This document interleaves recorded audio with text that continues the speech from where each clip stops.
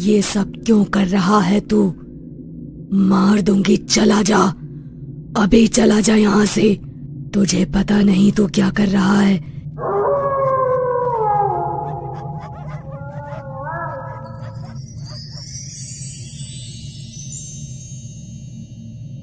सब कुछ तो पा लिया है मैंने, यही चाहिए था ना मुझे, लेकिन फिर भी ये अशांति कैसी है मेरे मन में? क्यों ऐसा लगता है कि जेबें भरी है लेकिन अब भी मैं बिल्कुल खाली हूं? कुछ वैसा ही जैसे खालीपन कुछ महीने पहले था।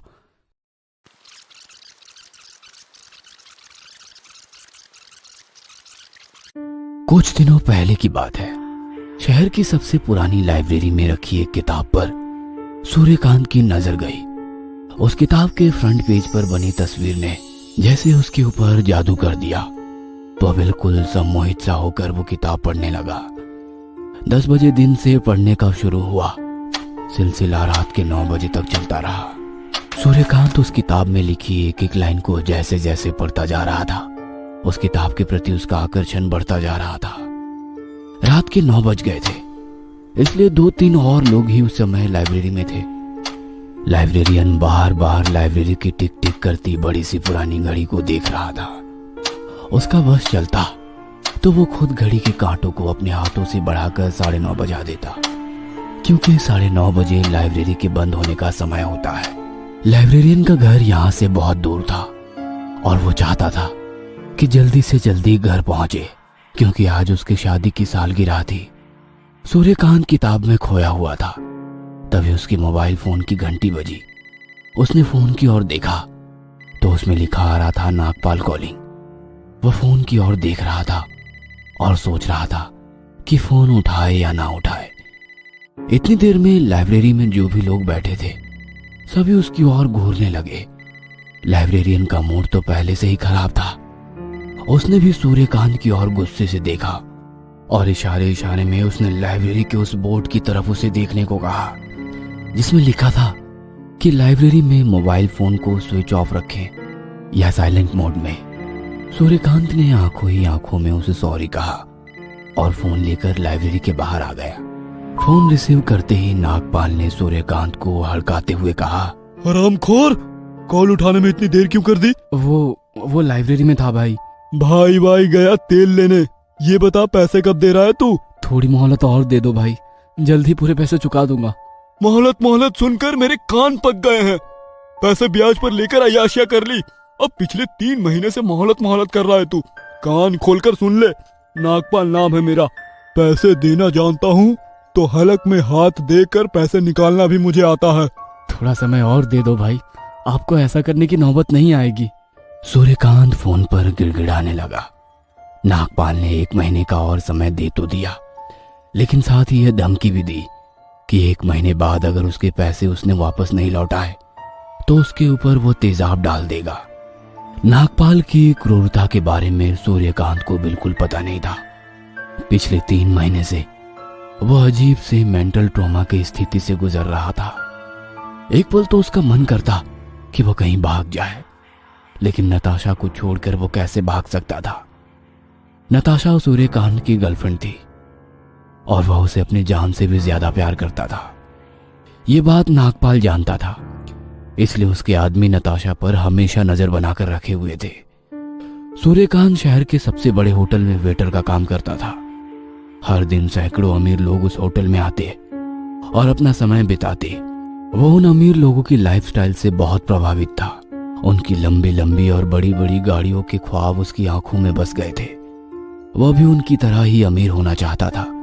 6 महीने पहले अमीर बनने की उसकी यह चाहत उसे शहर के सबसे बड़े जुए के अड्डे तक ले आई। उस दिन सूर्यकांत का शायद भाग्य भी प्रबल था। तभी तो जुए के अड्डे पर काट की सारी पत्तियां उसके फेवर में आ रही थी। जेब में लाए पैसे से 4 गुना कमाई करके वो अपने घर लौटा। उन पैसों से पहली बार उसने नताशा को एक महंगा गिफ्ट खरीद कर दिया। ओह माय गॉड, इतना महंगा नेकलेस! तुमसे महंगा नहीं है जान। तुम्हारी इसी अदा पर तो जान देने का मन करता है। I love you Suryakant. I love you too Natasha. I love you to.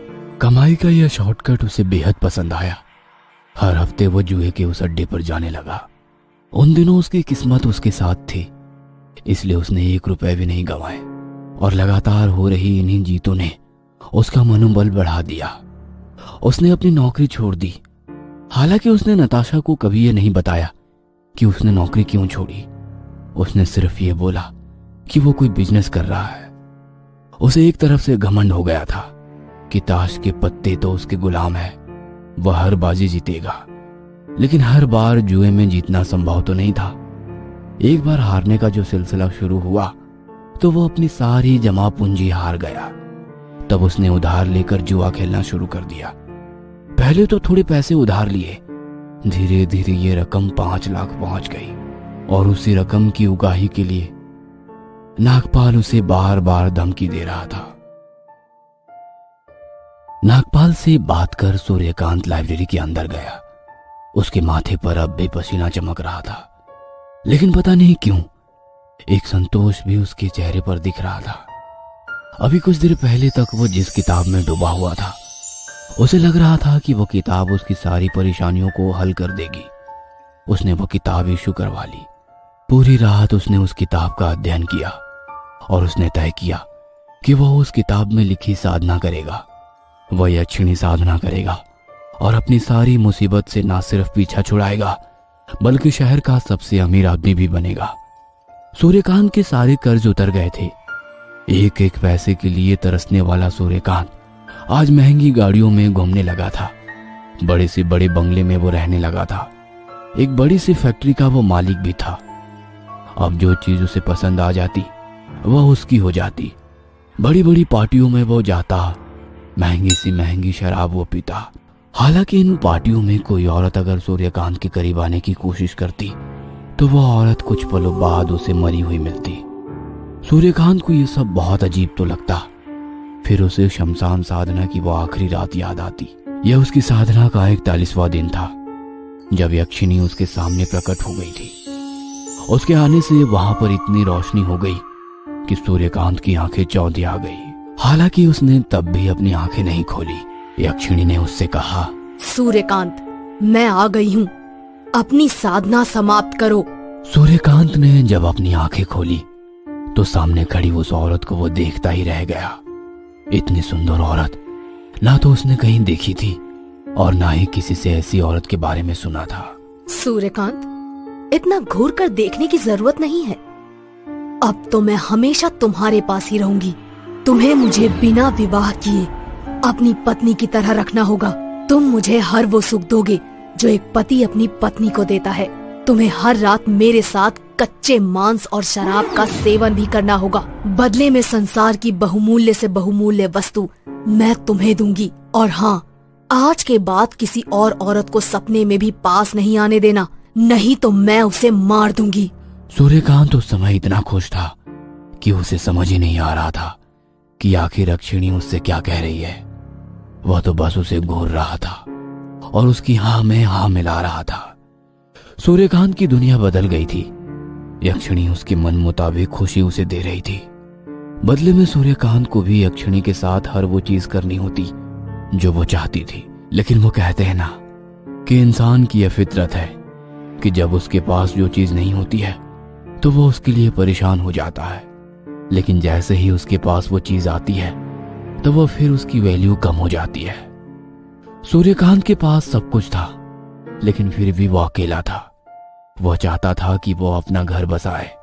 अब यक्षिणी के साथ विवाह तो नहीं किया जा सकता था, वह पत्नी की जगह तो नहीं ले सकती थी। 7-8 महीने उसे अय्याशी भरा जीवन और यक्षिणी का साथ बहुत अच्छा लगा, लेकिन अब ये चीजें उसे अच्छी नहीं लगती थी। वह बोर हो गया था इन सब से। उसे अचानक नताशा की याद आने लगी। हालांकि बीच में नताशा उससे मिलने आई थी, लेकिन वह उस समय खुद में ही इतना डूबा हुआ था कि उसने उसे इग्नोर कर दिया। नताशा को लगा कि पैसे आने के बाद सूर्यकांत बदल चुका है, लेकिन अब नताशा के बिना वो रह नहीं पा रहा था। उसके आगे उसका मुस्कुराता चेहरा घूमने लगा था। नताशा के नरम हाथ जब उसके गालों को सहलाते थे तो वो दुनिया की सारी टेंशन भूल जाता था। उसके साथ चाय की टपरी पर बैठना, बाइक में फुल स्पीड घूमना, सड़क किनारे खड़े होकर दोनों का गोलगप्पा खाना और सारी दुनिया भूल जाना। उसे पुरानी सारी यादें परेशान करने लगी थी। एक दिन वो तैयार होकर नताशा से मिलने उसके घर जा रहा था। तभी यक्षिणी ने उसका रास्ता रोका और उससे प्यार करने की इच्छा जताई। लेकिन सूर्यकांत का मन यक्षिणी से अब पूरी तरह भर गया था। उसने उसके आगे हाथ जोड़ लिए और कहा, मुझे माफ कर दो, अब मुझसे तुम्हारी सेवा नहीं हो पाएगी। मुझे मेरी नॉर्मल लाइफ वापस चाहिए। सूर्यकांत ये भूल गया था कि यक्षिणी उसके द्वार पर खुद नहीं आई थी, उसने उसे बुलाया था। वो उस किताब पे लिखी यह बात भी भूल गया था कि यक्षिणी को सिद्ध तो किया जा सकता है, लेकिन उसे भगाया नहीं जा सकता। और यक्षिणी की मांग का इनकार करना मतलब बर्बादी की शुरुआत। सूर्यकांत घर से निकलने ही वाला था कि उसके मोबाइल की घंटी बजी। किसी ने उसे बताया कि उसकी फैक्ट्री में आग लग गई है, सब कुछ जलकर राख हो गया है। सूर्यकांत भागा भागा अपनी फैक्ट्री की ओर गया, लेकिन वहां तो अब सिर्फ राख बची थी। उसे समझ में आ गया कि हो या ना हो, ये सब यक्षिणी को किए इनकार का ही परिणाम है। लेकिन अब उसे उस फैक्ट्री का मोह नहीं था, बस उसे नताशा चाहिए थी। वह नताशा के घर पहुंचा।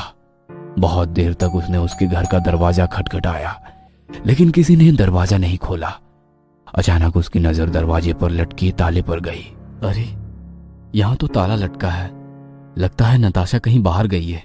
वो वापस लौटने ही वाला था कि तभी दरवाजे का ताला अपने आप खुल गया। वह कमरे के अंदर गया। उसने जैसे ही कमरे में प्रवेश किया, उसकी चीख निकल गई। उसने देखा कि नताशा पंखे से लटकी हुई है। उसकी आंखें बाहर की ओर आ गई है और उसकी गर्दन एक और लुढ़की हुई है। उसकी जीभ बाहर की ओर है और उसी कमरे में यक्षिणी नताशा को अपनी बड़ी बड़ी आंखों से घूर रही है। सूर्यकांत ने आगे बढ़ने के लिए, तरक्की पाने के लिए शॉर्टकट का सहारा लिया, लेकिन अंत में उसके हाथ खाली के खाली रह गए। दोस्तों, तरक्की किसे पसंद नहीं? कौन नहीं चाहता कि दुनिया की सारी सुख सुविधाएं उसके कदमों में हो? लेकिन उसके लिए सूर्यकांत जैसे शॉर्टकट को आजमाने से पहले इस बात को गांठ बांध लीजिएगा कि इसकी एक बहुत बड़ी कीमत आपको चुकानी पड़ेगी, बहुत बड़ी। दोस्तों, कैसी लगी आज की कहानी? हमें कमेंट सेक्शन में कमेंट करके जरूर बताइएगा।